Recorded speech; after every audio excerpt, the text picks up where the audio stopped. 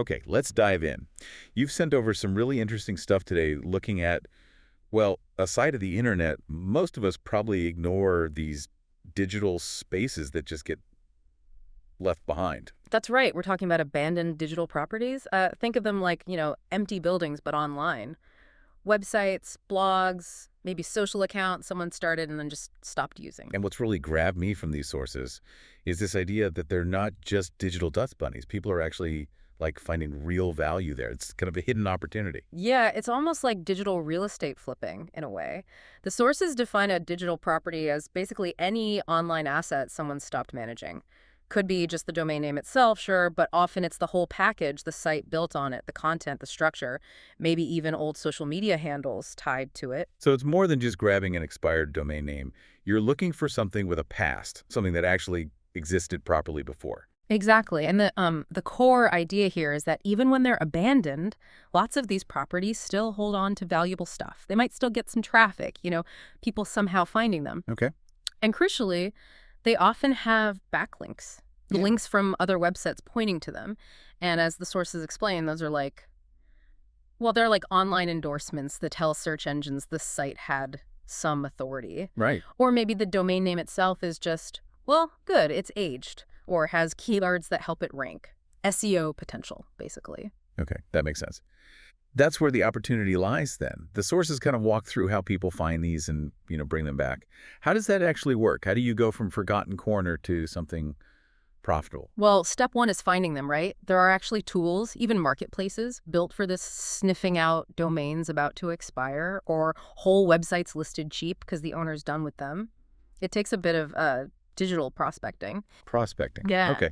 And once you spot something that looks interesting, you have to figure out if it's actually worth the effort. Yeah.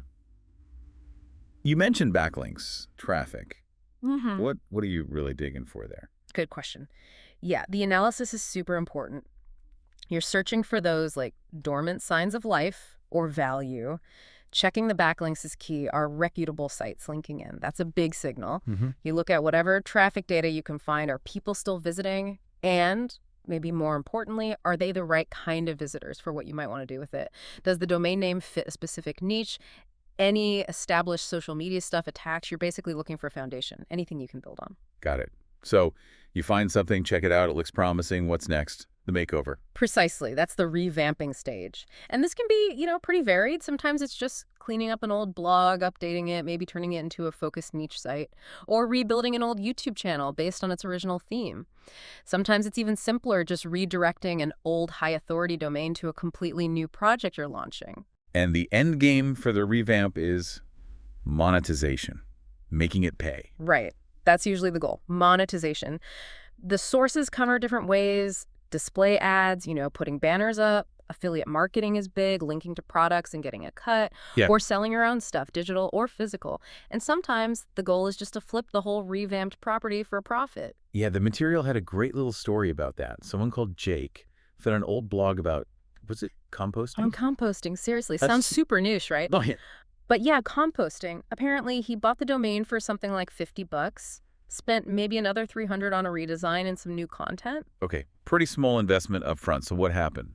Well, what's kind of amazing is within just 3 months, he'd updated it enough that it was ranking well in search results again. And it was making around $500 a month. Wow. Just from affiliate links, recommending gardening tools, compost bins, that kind of thing. That's a serious return on investment for what was basically digital scrap heap material. That really shows the potential, doesn't it?